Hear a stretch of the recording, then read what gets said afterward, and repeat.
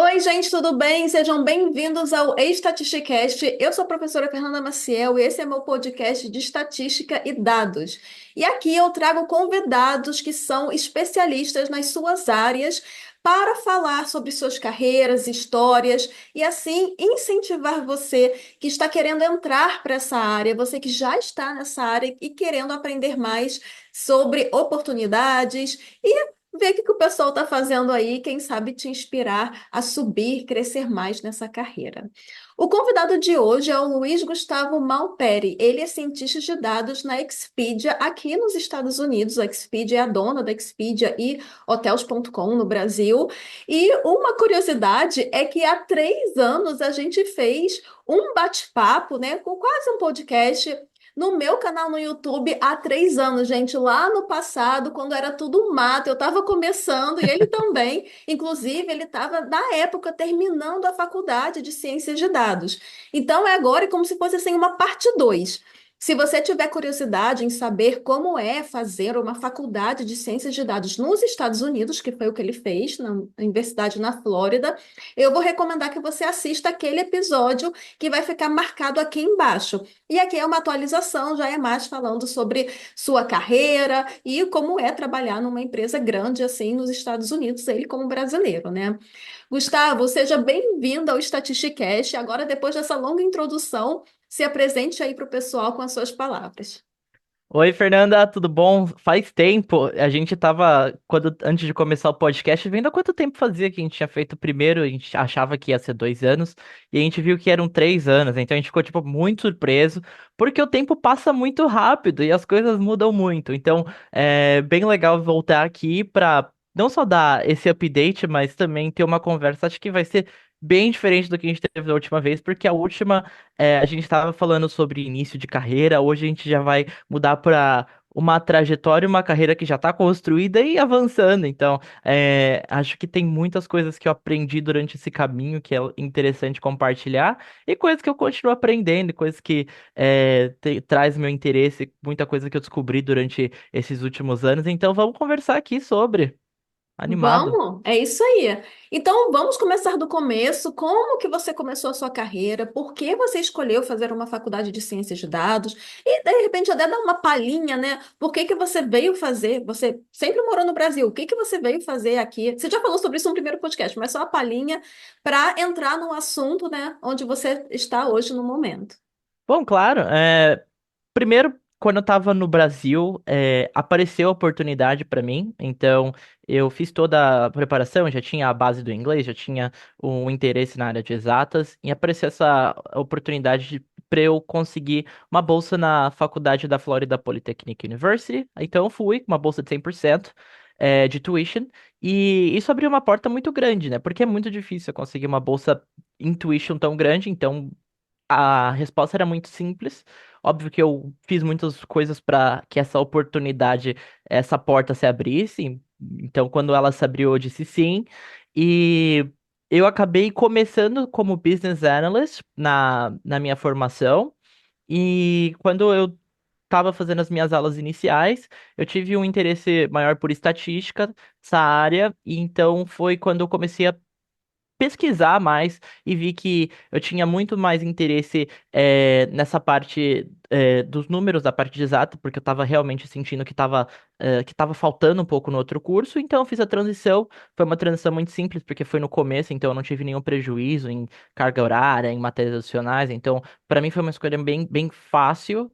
Porque eu não tive que, tipo, ficar tempo a mais, nem a menos, e era uma área que eu tinha mais interesse.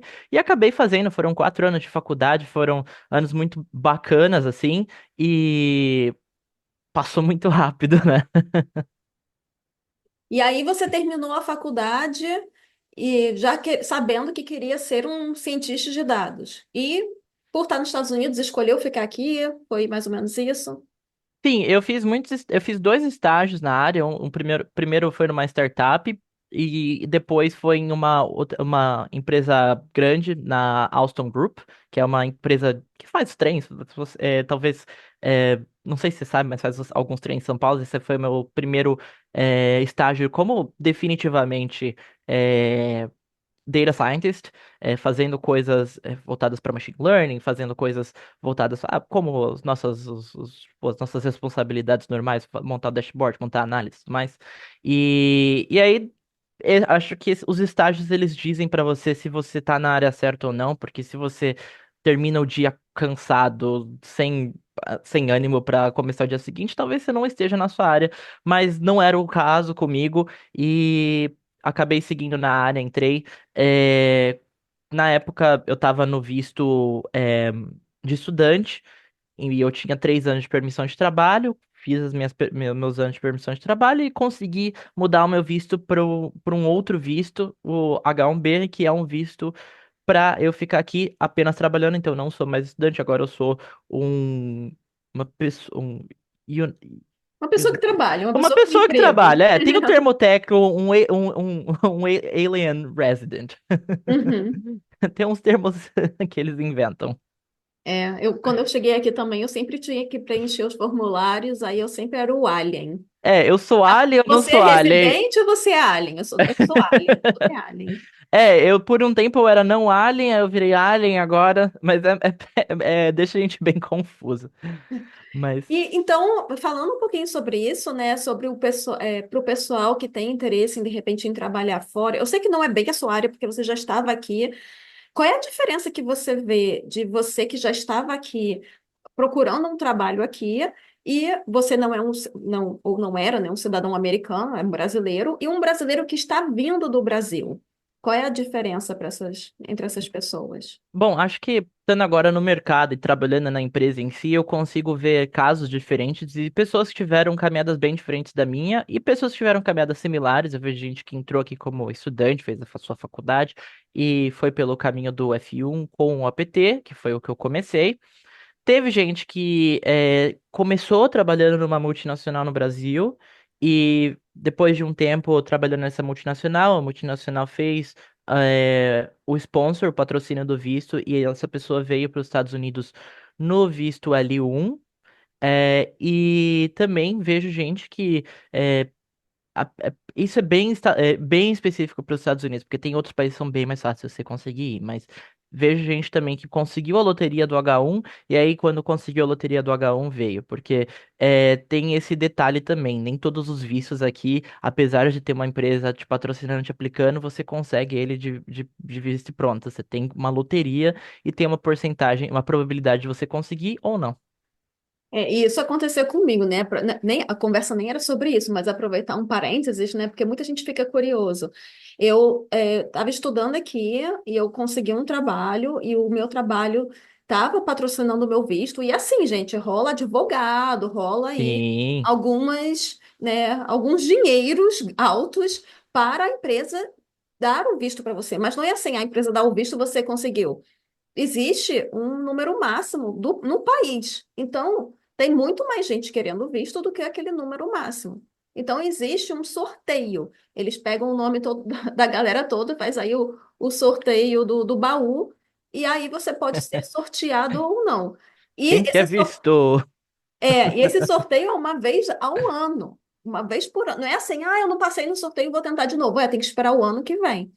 E quando eu estava e foi engraçado, porque é uma vez por ano e tem aquela data. Eu nem tinha começado na empresa ainda, e a data estava chegando. Antes de eu começar, a empresa já aplicou para mim.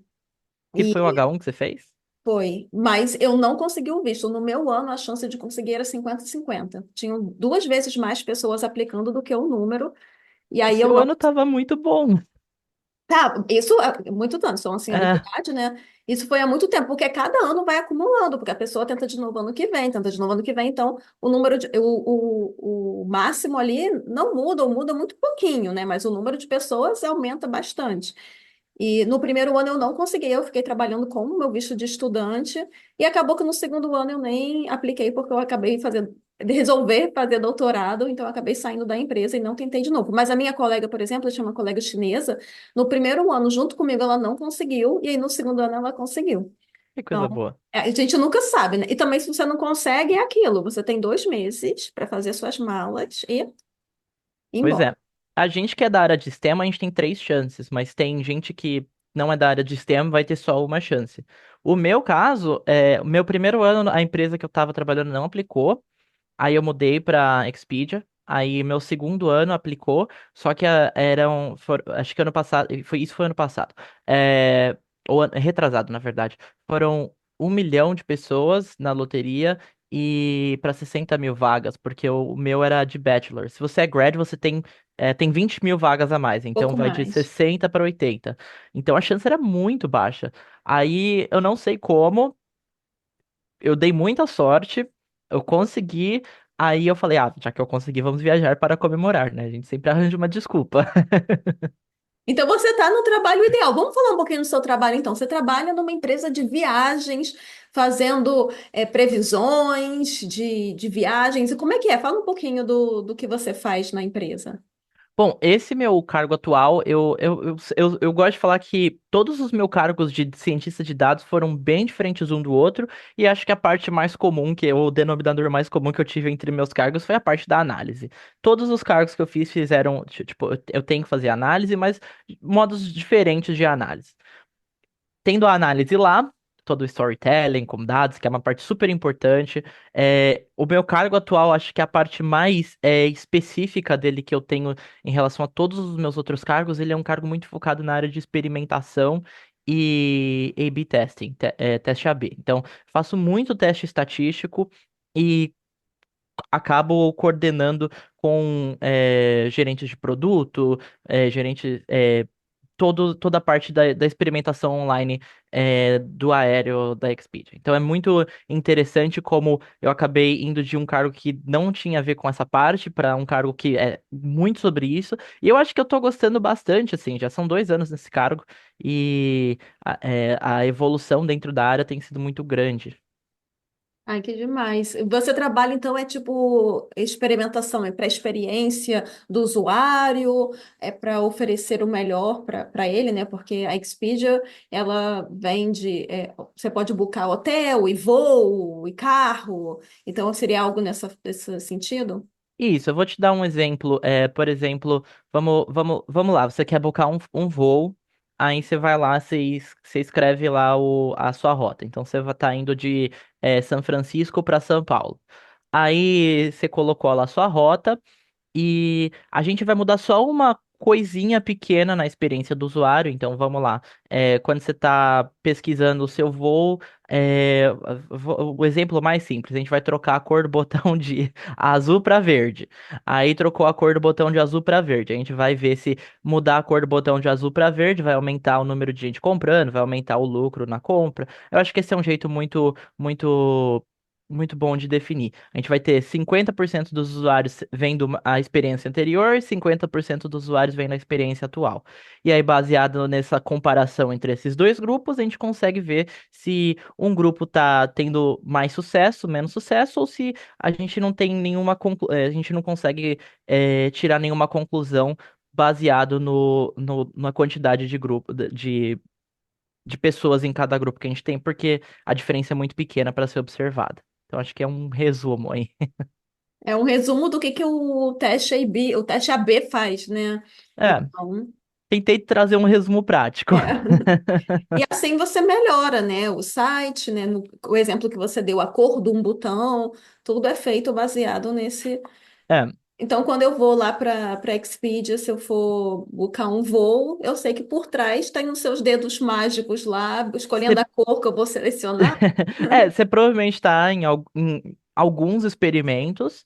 E o único detalhe é você não sabe em qual ou como, porque para você é uma experiência muito tranquila e a gente tenta fazer os experimentos de uma maneira que não seja perceptível para o usuário, porque você quer que o usuário tenha uma experiência melhor do que a anterior, basicamente, quando você está fazendo um teste A/B.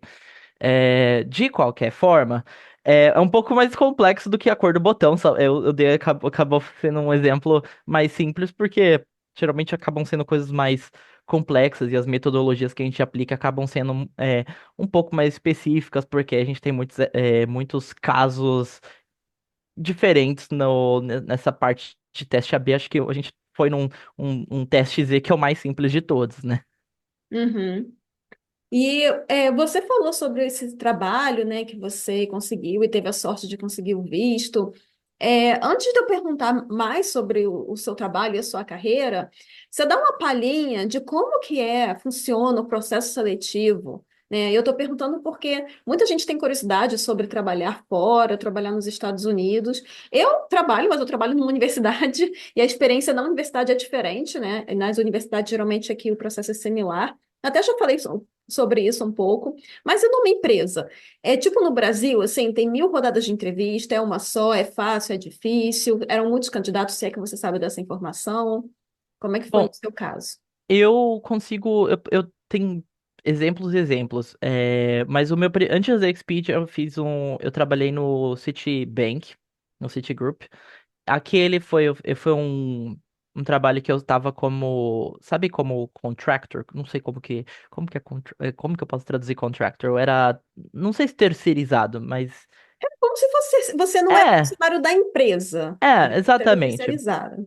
E aí eu saí da faculdade, eu apliquei e nesse eu fiz uma entrevista com a pessoa do grupo que estava procurando os funcionários terceirizados. E depois dessa primeira entrevista, eu fui e entrevistei direto com a pessoa que estava procurando funcionário para a posição que em seguida seria meu manager no Citibank.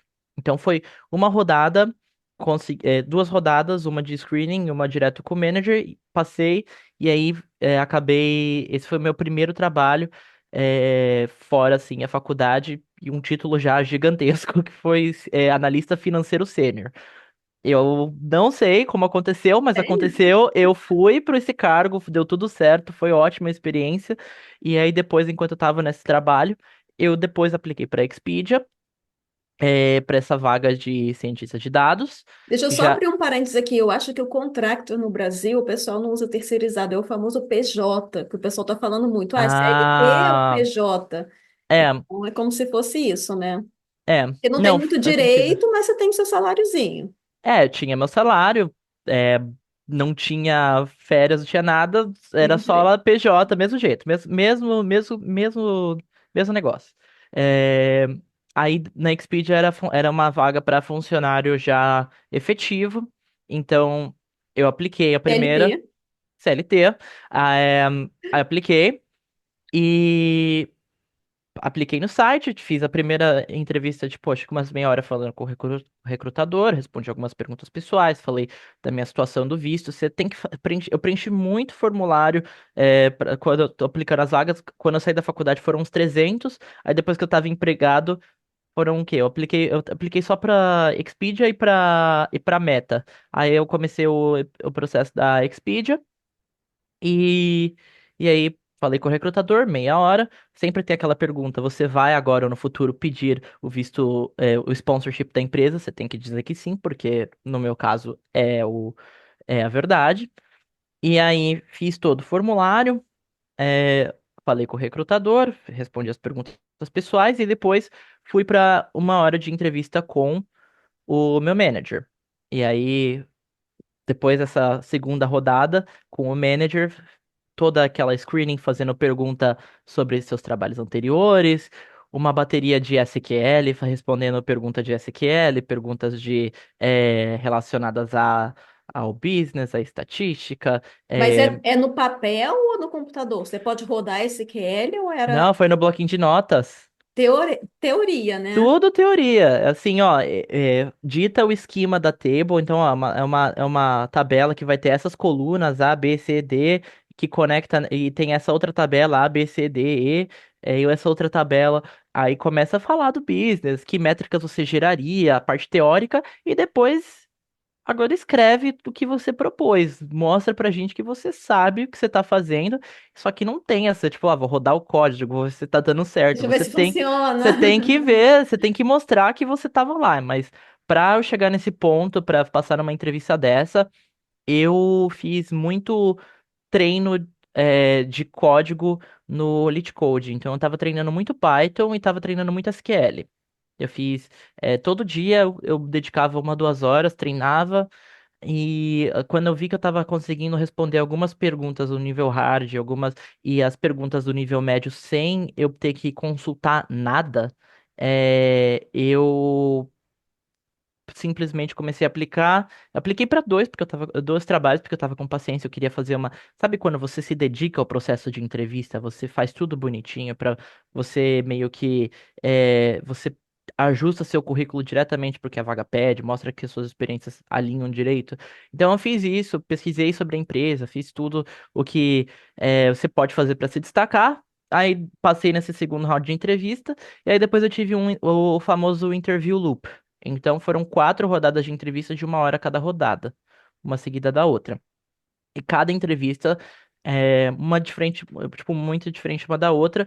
Então vai ter a entrevista teórica de SQL mais avançada do que a minha anterior. Teria também uma entrevista que você tem um business case, você tem que tentar entender e você formular possíveis soluções, como você é,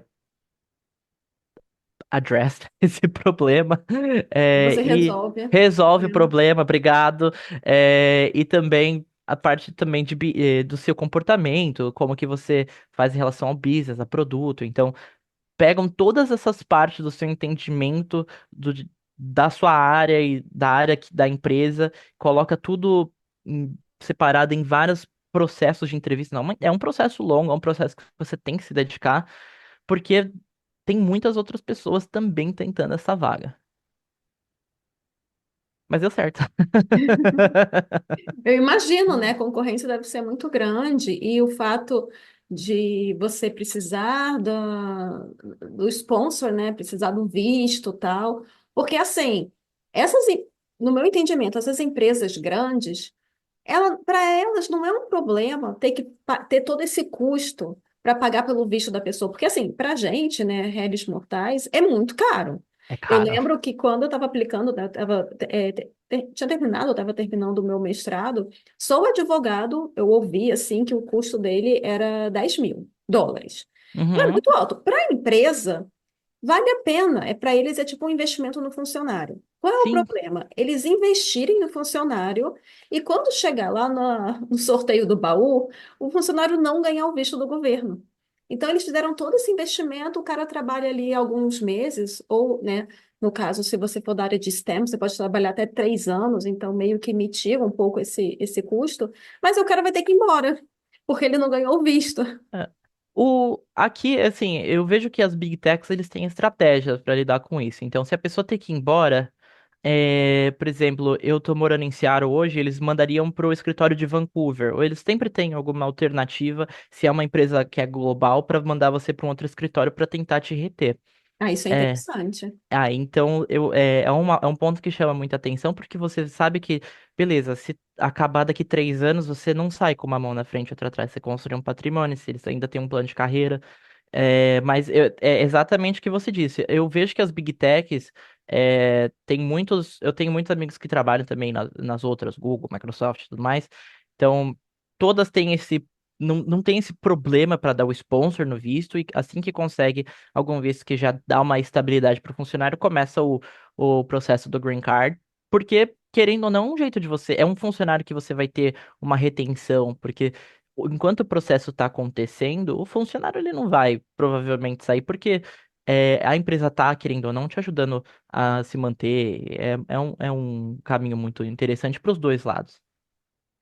E agora falando sobre a sua carreira, conta pra gente qual foi o seu maior aprendizado, seja em qualquer área, uma que você quer selecionar, e o que mais te surpreendeu, seja positivamente ou negativamente. Nossa, essa é uma pergunta que eu não estava esperando. Bom, é, vamos, vamos tentar quebrar essa pergunta. Tá? Primeiro, qual foi o maior aprendizado que você teve na sua carreira até o momento? É, uma das coisas que eu aprendi foi a parte de você. Sabe quando você pivota seu plano? Tipo, uma coisa não tá dando certo. Às vezes, tipo, vamos tentar uma coisa diferente, porque é muito do ponto de vista da análise. Sabe quando você tá fazendo uma análise e você não encontra nada? Aí você muda o ângulo que você tá vendo aquele específico assunto, porque às vezes mudar o ângulo, mudar a estratégia e mudar sem medo de mudar. Mudar rápido, às vezes você vai conseguir encontrar insights de uma maneira muito mais rápida, muito mais eficiente, também vai trazer uma perspectiva diferente. E eu acho que isso nem é só na ponto de vista da análise. Acho que é na vida também, sabe? Você tentar olhar as coisas de ângulos diferentes, aí você consegue acabar aprendendo muito mais sobre aquele assunto. Você acabou aprendendo isso no seu trabalho, né? Você está fazendo uma análise, não encontra nada, você, opa, Nossa, passo para trás. sabe aquelas análises que você já tomou 8 cafés, não sai nada? Você tenta. Mas uma coisa é você olhar de um ponto, outra coisa é você torturar os dados suficiente para ele contar a história que você quer que conte. Eu tô falando mudar a perspectiva mesmo. Às vezes você procurar uma outra fonte de dados, às vezes você tentar é, ver alguns parâmetros que você não tinha olhado antes. Isso, no caso, né, eu que sou acadêmica, acontece, por exemplo, você tem uma pergunta de pesquisa, você analisa dados, você quer, vamos supor, relacionar essas duas variáveis, não tem nada interessante, ou você acabou de ver um artigo que saiu recentemente com a sua mesma ideia, isso é o pior, você tem a sua ideia, quando você vai ver, já fizeram, e aí o que que você olha? Você começa a olhar outras variáveis, né, que seria tipo olhar uma forma diferente, assim, tá, pô, isso aqui parece ser legal, hein? E se eu analisar essa minha variável inicial com essa aqui ao invés disso? E aí você meio que muda a sua pesquisa, mas é aquilo, é torturar os dados, né, para te dar o resultado que interessa, mas também não é inventar dado, mentir. Ah, assim, tá, eu estava olhando nessa perspectiva, eu tinha essa pergunta. Agora, e se a pergunta for com esse viés aqui, né? E às vezes até você dá um passo pra trás e fala, vou trabalhar em outra coisa, daqui a pouco eu volto pra isso, e aí você já se aprendeu alguma coisa ali que às vezes você consegue trazer pra cá. E é, tentar também ouvir perspectivas de outras pessoas, às vezes você consegue aprender coisas que as pessoas já também fizeram. Então, acho que a parte da comunicação também é muito efetiva. Às vezes você só tentar fazer sozinho, alguém já fez alguma coisa parecida e você tentar entender dos outros o processo que ele fez ou a estratégia que essa pessoa usou, às vezes ajuda muito também. E você trabalha muito sozinho ou você trabalha com um grupo? Eu trabalho muito com um grupo, mas eu trabalho com vários grupos. Então sempre vai ter, às vezes, eu trabalho eu trabalho assim, eu sou o Data Scientist, aí eu vou ter sempre um Product Manager, e esse Product Manager sempre vai ter vários engenheiros, então ali é um grupo. Aí vai ter, eu acabo ajudando vários Product Managers, então eu tenho várias áreas que eu acabo dando suporte. Então, às vezes eu tô fazendo uma análise aqui, que às vezes tem alguma coisa parecida aqui que tá sendo feito, aí eu tento juntar essas duas pessoas para conversar ver o business de cima, porque às vezes isso ajuda eu a também ter mais visibilidade, se eu consigo conectar os pontos, conectar as pessoas. Então, eu tento ter um approach bem social, apesar dos dados. Então, eu falo que os dados são importantes, mas o jeito como que você junta as pessoas, faz toda aquela política, também ajuda muito na hora de você contar a história. Ou seja, não basta ser só técnico, é muito importante também as habilidades intrapessoais. Muito. Extremamente importante. Principalmente em Big Tech. Porque as organizações são tão grandes que se você só tá fazendo código, às vezes você não vai ter a mesma visibilidade do que alguém que tá fazendo o código, a apresentação, a conexão entre as pessoas. Às vezes é muito sobre você também ter essa parte, porque essa parte é extremamente importante. Acho que muita gente não dá o valor que essa parte realmente tem em mover sua carreira pra frente. E o que que você já falou algumas vezes nessa nossa conversa sobre o storytelling, né? Então, é uma habilidade você contar histórias. Isso foi uma coisa que você já tinha de você, foi uma coisa que você desenvolveu. O fato de você se comunica bem, né? Você sempre quem assistiu ou quem vai assistir um vídeo de 3 anos vai ver, né? Que ele ainda estava na faculdade, já falava bem. Mas você tem alguma dica ou sugestão para alguém que esteja trabalhando essas habilidades que são importantes para a área de dados? Sim, eu antes de ser cientista de dados, eu trabalhei com o YouTube. Então eu fiz 8 anos de YouTube falando com a câmera. E acho que grande parte disso foi você quebrar a timidez, você aprender a contar uma história e saber que atrás de uma história você tem uma estrutura. em que você vai ter os personagens, em que você vai ter a ação, em que você vai ter a resolução do caso, e que você pode trazer isso para a área de dados também, quando você está montando uma análise, quem são as pessoas envolvidas, o que que você está investigando e qual o resultado disso, qual o impacto, que é a parte que as pessoas realmente estão interessadas. Então, isso é uma coisa que eu estudei na época que eu estava aprendendo a fazer vídeo e que eu consegui transferir essa habilidade da época que eu fazia vídeo para a área de dados. Eu fiz alguns ajustes nessa habilidade, eu acabei tentando entender o que que eram as coisas específicas que eu precisava também aprender nessa área, mas foi uma coisa que eu consegui trazer da área de criação de conteúdo digital para a área de cientista de dados, que eu uso até hoje. Acho que é uma das partes que, sim, o Analytics é muito importante. Eu escrevo meus SQLs, eu escrevo meus Pythons, eu escrevo meus PySpark da vida, meus códigos, meus Jupyter Notebooks, mas essa parte todo mundo que tá em volta de mim, do meu time, também sabe fazer muito bem, porque eles também passaram nas entrevistas, todo mundo ali tem as capacidades para eles conseguirem fazer a mesma coisa. Então, isso é o requerimento do seu trabalho. Eu tento trazer um pouco a mais com isso, e acho que essa parte ajuda muito a você ir para frente. E agora, voltando na pergunta, né, sobre o que te surpreendeu, você consegue pensar numa coisa que te surpreendeu positivamente ou negativamente, seja no seu trabalho, na sua carreira, seja trabalhando com pessoas diferentes, né? Aliás, a gente sempre trabalha com pessoas diferentes. Muito. E a gente escolhe, a gente não Muito. escolhe, né? Mas no seu caso, né, você trabalha com pessoas dos mais diversos países, né? Você estava mencionando que no seu time tem muita gente da Índia, por exemplo. Aliás, na área de tech, né? Tem Tem muita muitos gente da gente da Índia, Índia. muita gente da China também. Bom, eu acho que uma das coisas que me surpreendeu, talvez negativamente, talvez falando até dessa parte de diversidade, eu vejo muito pouco latino na área de tecnologia, pelo menos aqui nos Estados Unidos. É, eu, não só nesse, eu acho que em trabalhos anteriores, eu não via muitas pessoas tipo, parecidas comigo na minha área. Então, acho que talvez seja um ponto. Tem um mercado que, óbvio, eu tô falando do escritório. Eu sei que existe um mercado muito grande no Brasil e em outros países, mas, assim, trabalhando fisicamente comigo, talvez de um lado seja pelo fato de estar em Seattle, aqui realmente tem poucos latinos, mas eu acho que esse padrão também se replica em volta dos Estados Unidos. É, mas coisas que me surpreenderam positivamente é que, apesar disso, todo mundo é sempre muito receptivo. É uma área que você vai ter é, pessoas de diversas partes do mundo e que todo mundo vai ser muito receptivo às suas ideias, todo mundo vai te ouvir e que se você sabe o que você está fazendo e você consegue comunicar isso, você vai chegar bem longe. É muito legal. E agora, né, dada a sua experiência, a sua carreira, é a hora das sugestões. O que que você falaria para uma pessoa que quer trabalhar nessa área? Mas antes de você responder essa pergunta, uma outra pergunta que eu esqueci de fazer quando você estava falando de aplicar, né, do processo seletivo e tal, eu queria perguntar, quando você estava aplicando para o trabalho, você tinha portfólio? Quando eu estava aplicando para o trabalho, eu tinha o meu GitHub, em que eu tinha trabalhos anteriores.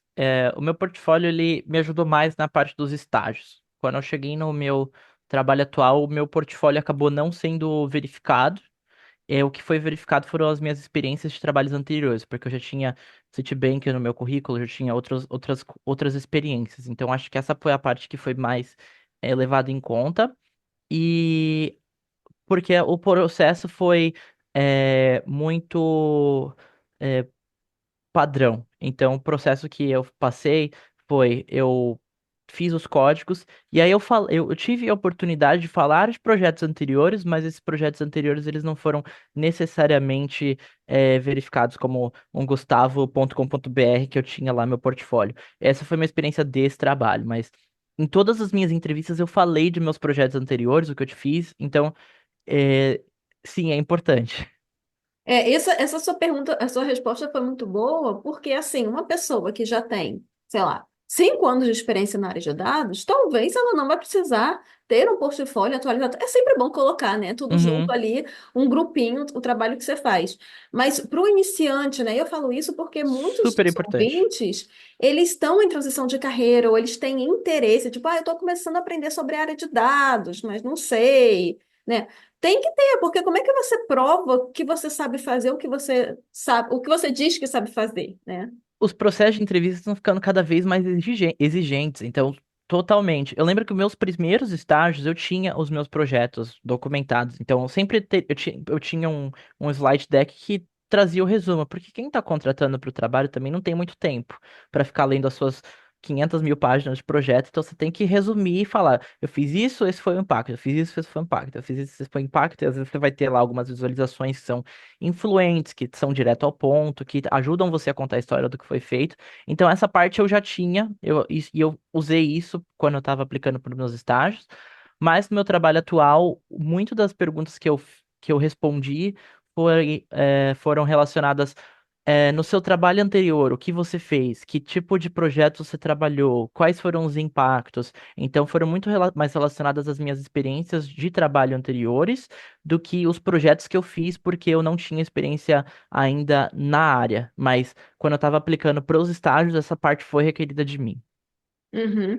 E agora, então, baseado nisso, o que que você falaria para as pessoas que querem trabalhar nessa área? É, eu, eu diria que, primeiro, você precisa focar em ser uma pessoa que está lá para resolver problemas.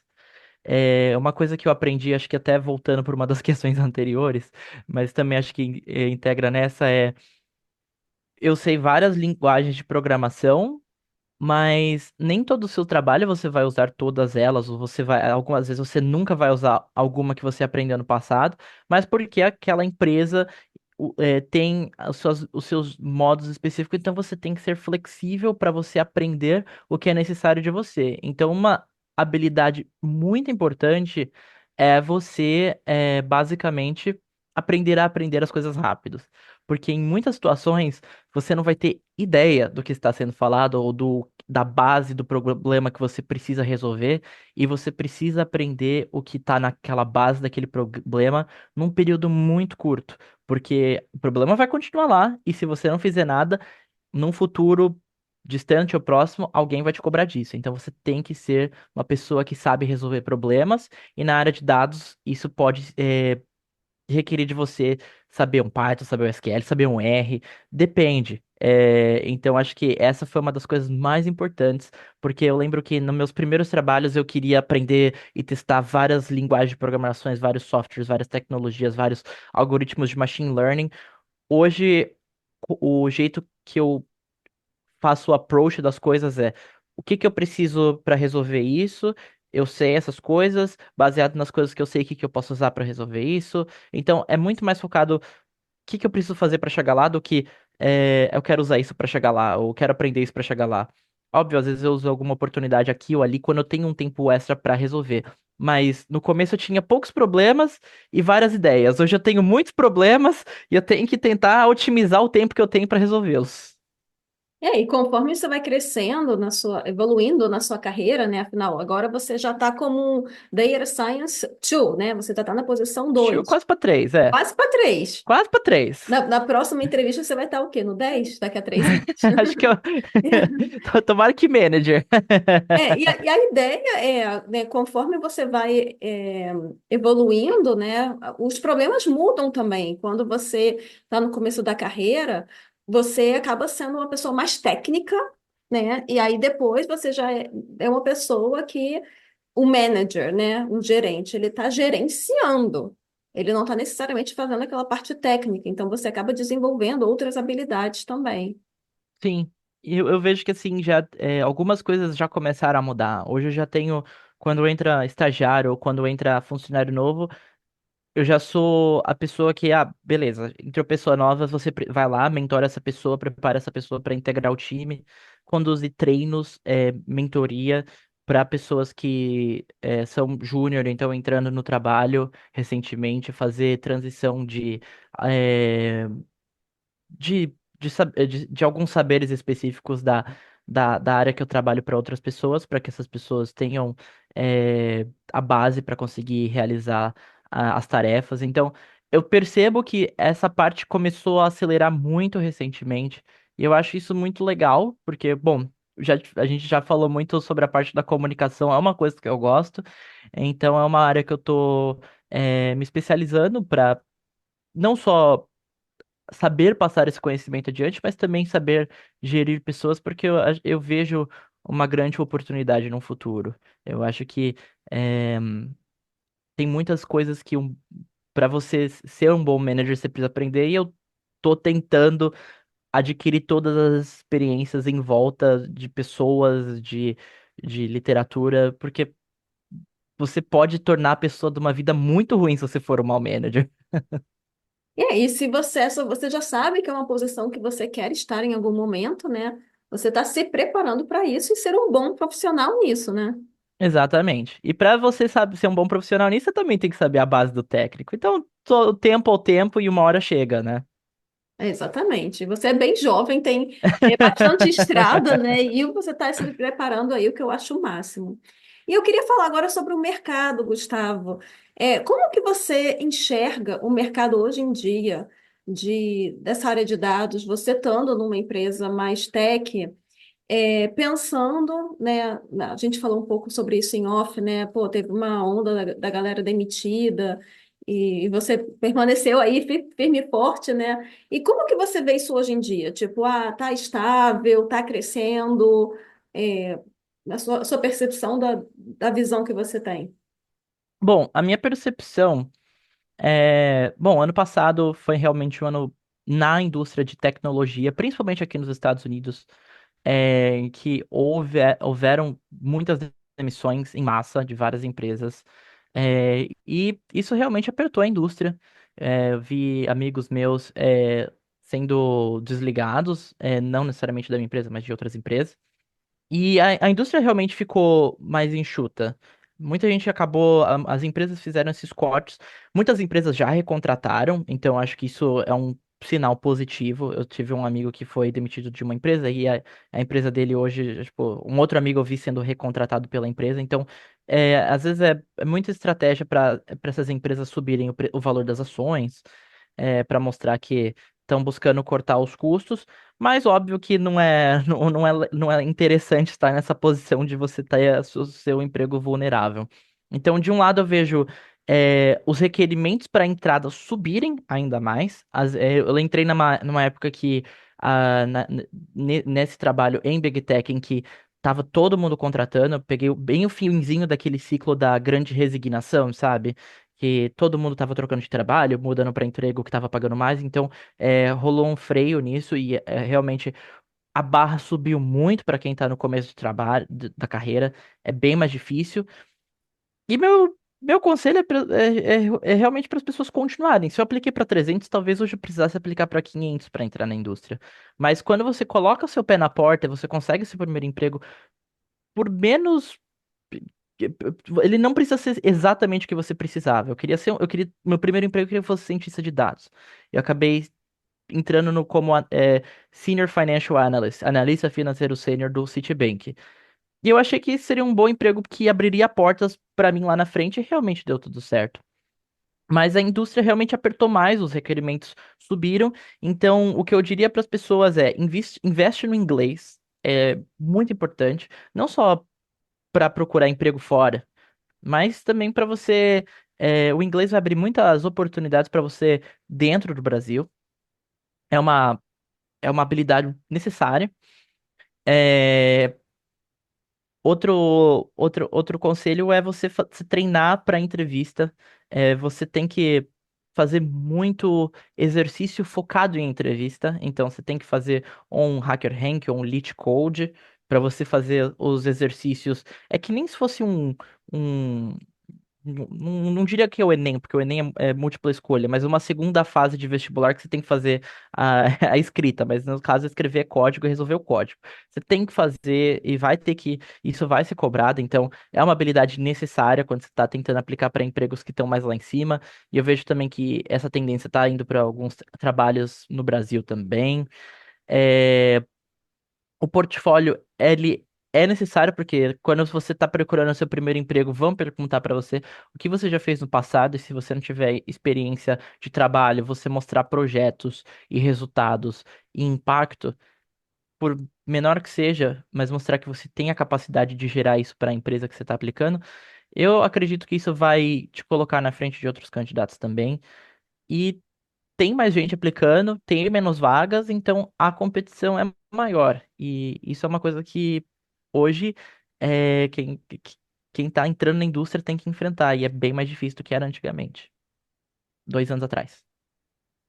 Então, mas apesar disso tudo, você acha que está estável em contratação ou Eu acho que tá estável, mas a relação candidatos por vaga tá em maior favor da empresa, antes estava a maior favor do candidato. Uhum. Então tá. Por isso que É, eles podem exigir, né, subir a régua. sobe, e sobe mesmo. Eu sei porque eu tenho um amigo que tem muita experiência, ele estava aplicando por uma vaga, ele foi longe na entrevista, e mesmo assim, conversando com ele em relação à entrevista, eu acreditei que ele foi bem e ele acabou não conseguindo a vaga. Então, a régua realmente está bem alta.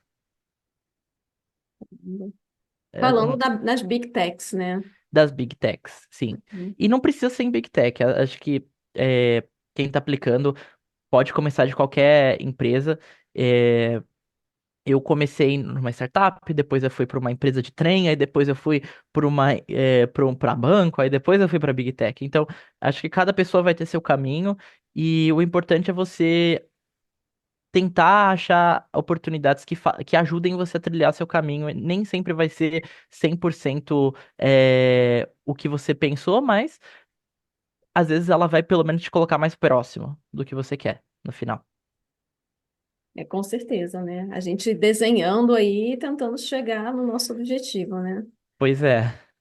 Agora, você deu algumas dicas, né? Você falou de aprender inglês, né? Que eu concordo, né? É um diferencial. Eu também acho que abre porta. Ah, mas da minha empresa nem precisa de inglês. Gente, não é só para o trabalho, é para a vida. Pra vida, é. Você quer aprender uma coisa, né? Vamos supor, teve uma atualização lá do Python, tem um pacote novo, tem um novo, sei lá, Pandas, que todo mundo está usando. Cara, você acha que a documentação, né? Os vídeos de É. graça no YouTube vão vir primeiro em que língua? Né? Não, vem em inglês e às vezes tem alguma pessoa do céu que vai fazer em português, mas dependente do YouTube, literatura, os papers, tá tudo escrito em inglês e é um jeito de você conseguir acesso mais rápido, mais fácil. E você está atualizado, é um mercado que muda muito rápido, né? Você tem que estar Uhum. atualizado. Então, é claro, mas aí aquilo, né? Você vai ficar esperando, né? Um querido fazer um vídeo em português se você já pode ir estudando um vídeo em inglês, por exemplo, né? Então, eu acho que acaba abrindo possibilidades em relação a estudo, né? Eu, como professora, eu sempre penso na questão do estudo, da atualização, né? Mesmo que você não queira sair do Brasil. E de repente, se pintar um trabalhinho, né? Um job para você trabalhar fora e você poder fazer em inglês, por que não, né? Ainda ganhar em dólar, em euro aí. Exatamente, e faz uma diferença. Quando está no Brasil. Quando não está, o custo de vida, né? Ele é É, diferente. Mas se você estiver no Brasil ainda, né? Ainda é melhor ainda. o custo de vida aqui em Seattle é bem alto, tenho que dizer. Mas adoro viajar, então ganhar em dólar ajuda muito nessa parte. Com certeza. Gustavo, a gente está se encaminhando para o final do nosso papo, mas falando em dicas e sugestões, eu quero que você deixe uma sugestão de um livro que, né, você considera fenomenal e uma Uhum. pessoa ou um canal que você acha muito legal da sua área, seja da área de Big Tech ou da área de ciências de dados, para você recomendar para o pessoal aqui, para os ouvintes. Tá bom. Um livro o que eu li recentemente foi um livro muito bom. É um livro da área de experimentação, mas também eu acho que ele é um livro que dá uma noção estatística muito forte para qualquer pessoa que está lendo. Eu sei o título dele em português, talvez ele tenha em inglês. Eu sei o título em inglês, mas talvez ele tenha em português. mas ele chama Trustworthy Online Control Experiments. Aí é um guia prático para você fazer teste AB. E em português, eu acho que seria um guia confiável para você fazer experimentos controlados, um guia para você fazer teste AB. O autor é o Ron Kohavi, ele é uma das maiores referências na área de experimentos controlados, na área de teste AB. Então é um livro que eu recomendo muito para quem está indo para essa área. Eu acho que é uma área que a gente tem várias áreas da parte de data science, mas se você vai para a área de experimentos controlados, tem muita oportunidade e tem pouca gente que sabe os detalhes, como você faz Porque tem gente que sabe fazer teste estatístico, mas você integrar isso com uma infraestrutura de dados, toda a parte de engenharia, e você trabalhar com produto, é essa parte que vai dar aquele plus que vai te ajudar a chegar num emprego que assim, acho que vale muito a pena. É uma área que não sei como tá hoje no Brasil, mas não sei se até aqui nos Estados Unidos às vezes é difícil achar candidato. E alguma pessoa, um canal que você recomende nessa área? Teve um canal que quando eu tava aplicando aqui eu vejo muitos canais americanos. Então tem duas pessoas que eu tava assistindo muito na época que eu tava procurando emprego. Um é o Seattle Data Guy, é um canal voltado para engenharia de dados. E eu acho que assistir o canal dele me deu uma perspectiva muito da infraestrutura de dados. Acho que trabalhava na Google, na Microsoft ou na Meta. E a outra é a Tina Huang, é uma outra cientista de dados, e eu acho que ela trouxe uma perspectiva muito realista do que era trabalhar em Big Tech, como fazer os processos, como se preparar para entrevista. Então são dois canais de criadores aqui dos Estados Unidos, mas acho que também estava muito da bolha que eu estava tentando entrar, e então para mim foram dois que me ajudaram muito. Tanto desde a parte de preparação de currículo, porque você precisa de um formato muito específico, porque quem vai processar seu currículo primeiro é uma inteligência artificial. Se seu currículo for lido por um ser humano, se considere muito sortudo, então você tem que otimizar muita coisa. E tem que saber os truques e os bizus para você passar pela IA, né? Pois é, porque tem muita gente aplicando, então a IA é a primeira camada. Caramba, já faz um filtro aí. Uhum. Gustavo, a minha última pergunta, na verdade, não é uma pergunta, é o momento jabá, a hora de você fazer um convite para o pessoal conhecer as suas redes sociais. E eu acho que com isso podemos ter aí uma voz em coro para você começar a divulgar os seus trabalhos de cientistas de dados nas redes sociais. Podemos? Bom, podemos. Eu sou mais ativo hoje no meu Instagram, que é Gustovow Oficial, Gustovow Oficial. Eu posto as minhas viagens lá, porque como eu trabalho numa empresa de viagem, eu viajo para caramba. Fui pro Nepal, fui pra Índia, vou pra um monte de lugar, então eu gosto de postar minhas experiências. E fora as viagens, às vezes eu trago algumas coisas relacionadas ao meu dia a dia no escritório, às vezes eu posto alguma coisa relacionada a dados. Imagino que em algum momento futuro eu vou criar alguma coisa voltada para dados. Eu acho que quando eu estava no começo, terminando a faculdade, que foi quando a gente teve aquela conversa, eu acho que tinha um pouco de síndrome de impostor, tipo, vou criar alguma coisa agora, mas eu ainda tô aprendendo um monte de coisa. Acho que hoje eu já me sinto na verdade, eu já me sinto numa posição de segurança de trazer conteúdos, trazer informação, trazer conteúdo estatístico e não me sentir inseguro em relação ao que eu tô falando, porque eu já faço isso do meu trabalho, então trazer isso para uma audiência online não seria um problema. Ainda mais Agora você tem bagagem, né? agora tem bagagem, não é que é uma coisa que eu não gosto. Sabe quando você tá assistindo aquele vídeo aí você fica tipo, mas essa pessoa já fez alguma coisa? E Ah, parece que tem umas pessoas assim, aí por aí, né? eu não sei exatamente quem, ou eu não acompanho tanto o cenário, mas eu já senti isso, tipo, mas será que essa pessoa já trabalhou antes na área? Então é uma coisa que, se eu for criar alguma coisa, eu gostaria de pelo menos ter a segurança que já. para não passar por esse tipo de pergunta. Principalmente quando você está no começo de carreira, é uma coisa que pode te assombrar um pouco, mas você tem que enfrentar esses fantasmas. E eu, como eu falei em off, né? Ainda mais você sendo uma pessoa tão jovem, né? E já com tanta experiência na área e muito trabalho, você é uma pessoa muito dedicada que, né, traçou, continua traçando o seu caminho para essa área. Pois é, e cada ano eu vejo que muda muito os aprendizados. Acho que, assim, se a gente fizer outro desse ano que vem, eu já vou ter muita coisa nova para contar, porque é realmente muita coisa que muda de ano em ano. As tecnologias, tudo é muito novo, né? E tudo muda muito rápido. Tudo atualiza o tempo todo, né? Bem, então aguardamos o seu conteúdo sobre ciência de dados, né? Porque experiência como influencer você já tem, mas numa área diferente. Então agora vamos colocar isso aí para ensinar ciência de dados para o pessoal. Gustavo, agradeço a sua participação. Eu adorei essa, digamos, parte 2, né? Atualização, talvez, do nosso bate-papo inicial, onde todos éramos muito jovens e iniciantes, eu iniciante nas redes sociais, você Continua jovem. com mais bagagem, né? Minha bagagem É, agora tem continuamos quase. jovens, né? Então, você tá com a mesma cara. Eu tô com uma bagagem de 2 anos de idade, né? O pequeno Ah, não tinha Alex barba naquela aí. época, não. Então é isso, gente. Obrigada. Espero que vocês tenham gostado do bate-papo. Deixa a sua avaliação aqui no YouTube ou no Spotify. Os links do que o Gustavo recomendou vão estar linkados aqui embaixo. E até a próxima. Tchauzinho. Tchau.